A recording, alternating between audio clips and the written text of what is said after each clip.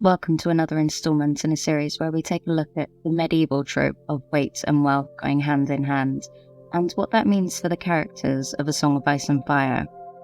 This time we're going to be taking a look at Wyman Manderly, Lord Too Fat to Sit a Horse. Wyman is the head of House Manderly and the Lord of White Harbour. They've got one of the more interesting family histories.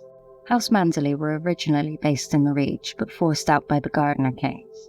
And they found a new home in White Harbour, at the Wolfstone, an ancient castle given to them by the Starks in return for protecting the North from their new location.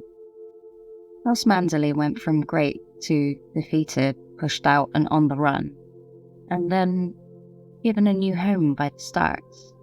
It's quite a humbling story, and it does explain why Wyman is so loyal to the Starks.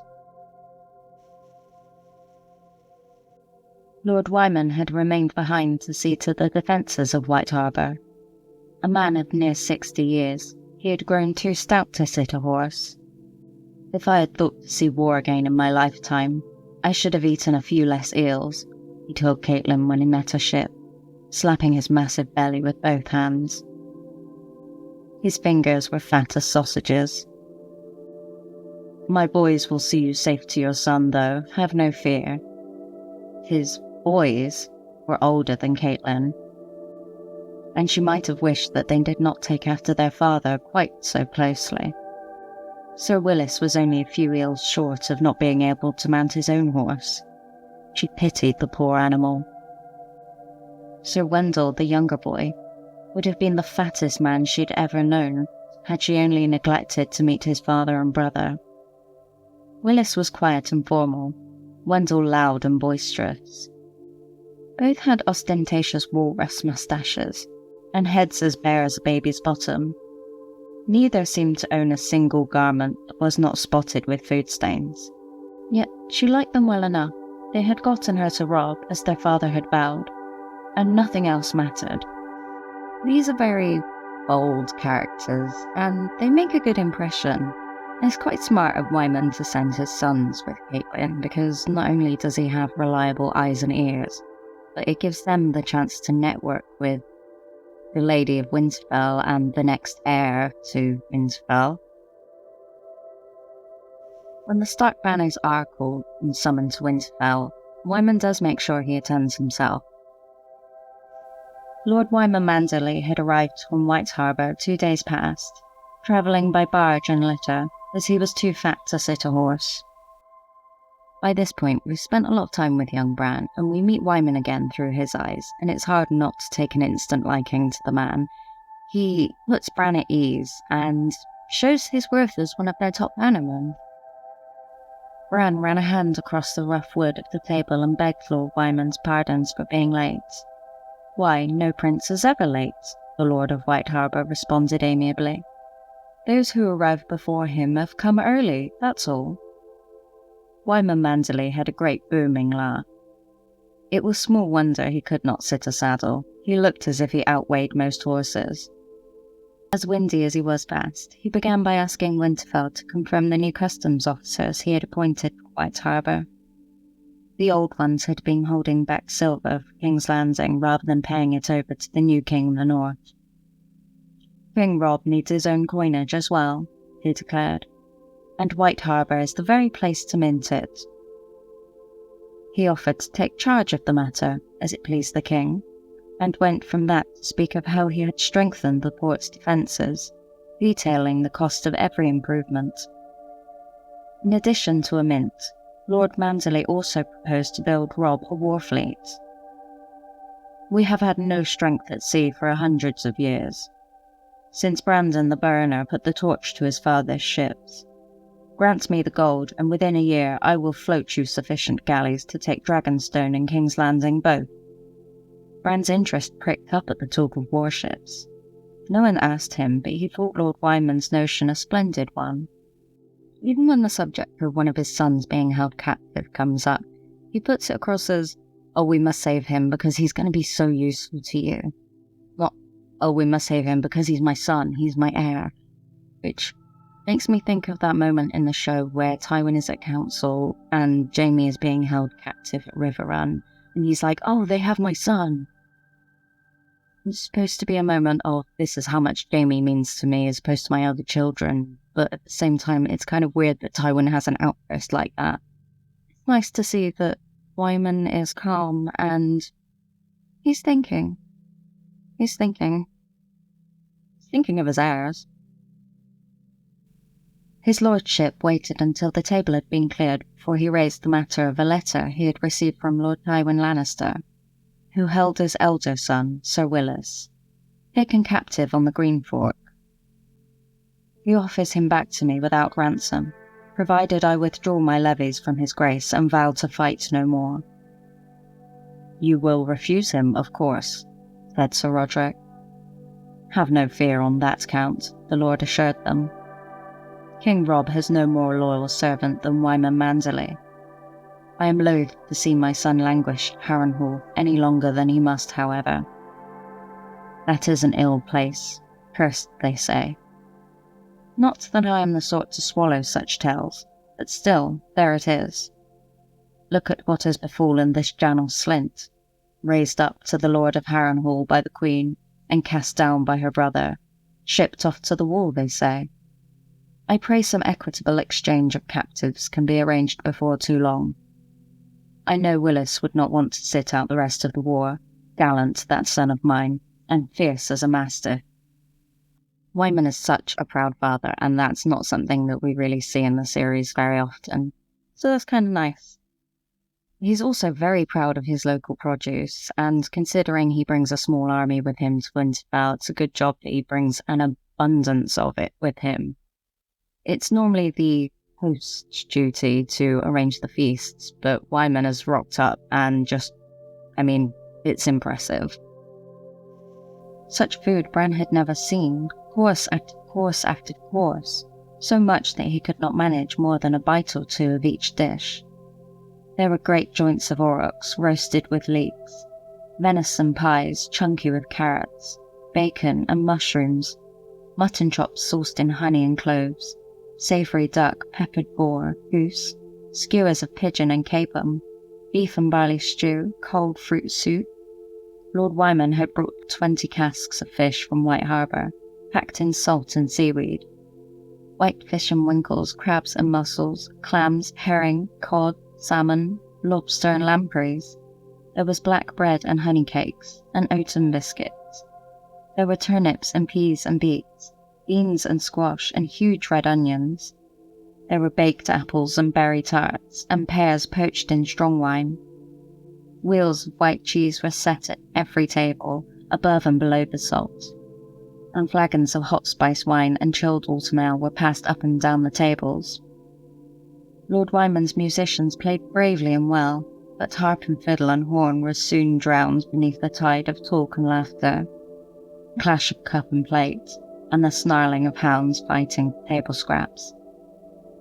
The singer sang good songs, Iron Lances, and the burning of the ships, and the bear and the maiden fair, but only Hodor seemed to be listening. He stood beside the piper, hopping from one foot to the other.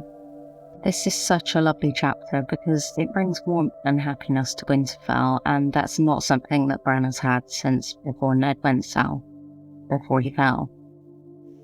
On the dais, Lord Wyman attacked his steaming plate of lampreys as if they were an enemy host. He was so fat that Sir Roderick had commanded a special wide chair be built for him to sit in, but he laughed loud and often, and Bran thought he liked him. We do get some more description of the adaptation that Wyman needs to be able to just sit or get around, but surprisingly and not unlike Illyrio, the guy is graceful. Hodor began to dance all by himself. Lord Wyman asked little Bethel to partner him. For all his size, he moved gracefully.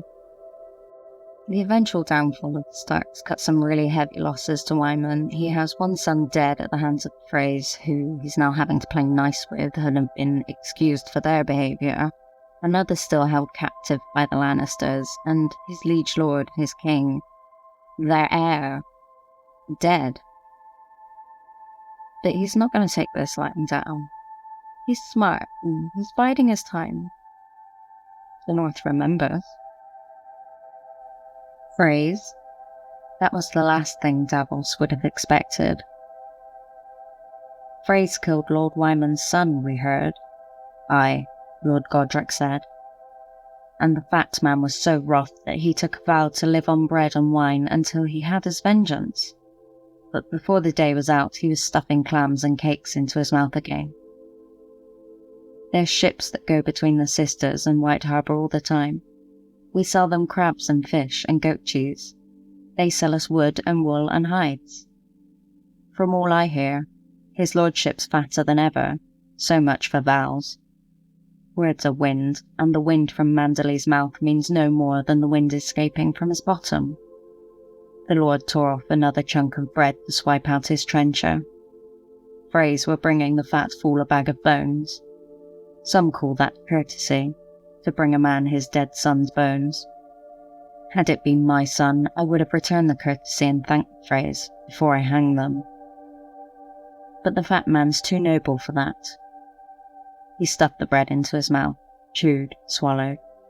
I had the Freys to supper. One sat just where you're sitting now. Okay, so he doesn't have a strong resolve when it comes to his food, but when Davos reaches White Harbour, he puts on a good show. Before Davos even reaches Wyman, he travels through the walls of Merman's court, and it just sounds beautiful. But it's not the same kind of lavish that we're used to with these High Lords.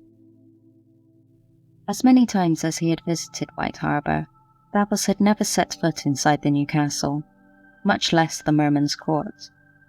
Its walls and floors and ceilings were made of wooden plank notched cunningly together and decorated with all sorts of creatures of the sea.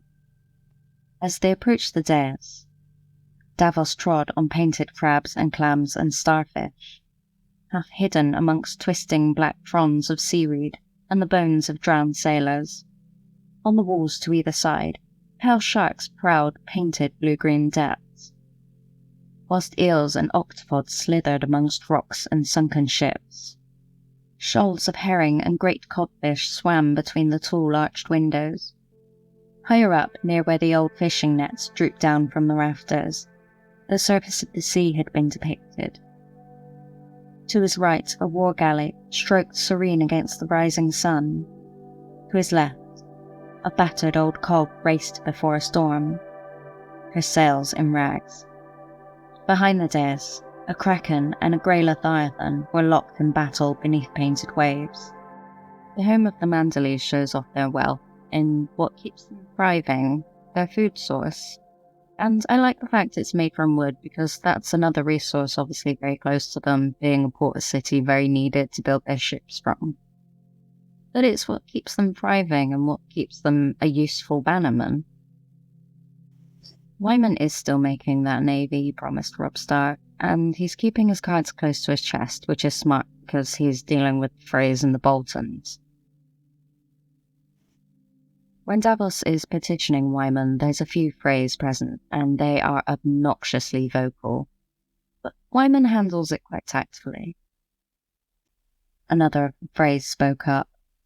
He speaks treason with his own lips, my lord. Stannis took his thieving fingers.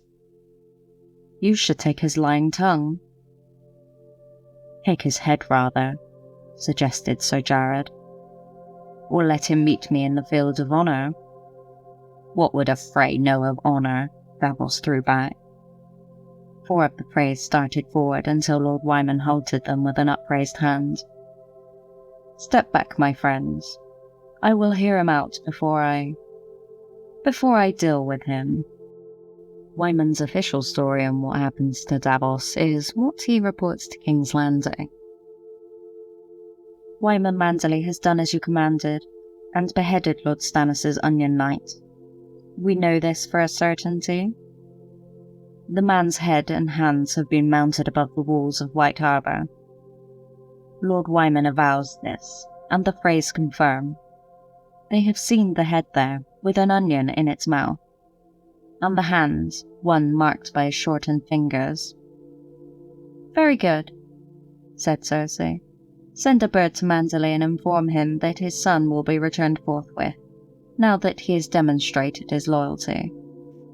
As we get Davos's POV, we know this isn't the case, and Wyman, as a large fellow and often wont to do so, excuses himself from feasts to go and conspire with Davos to use the young mute Wex to go and find young Rickon Stark.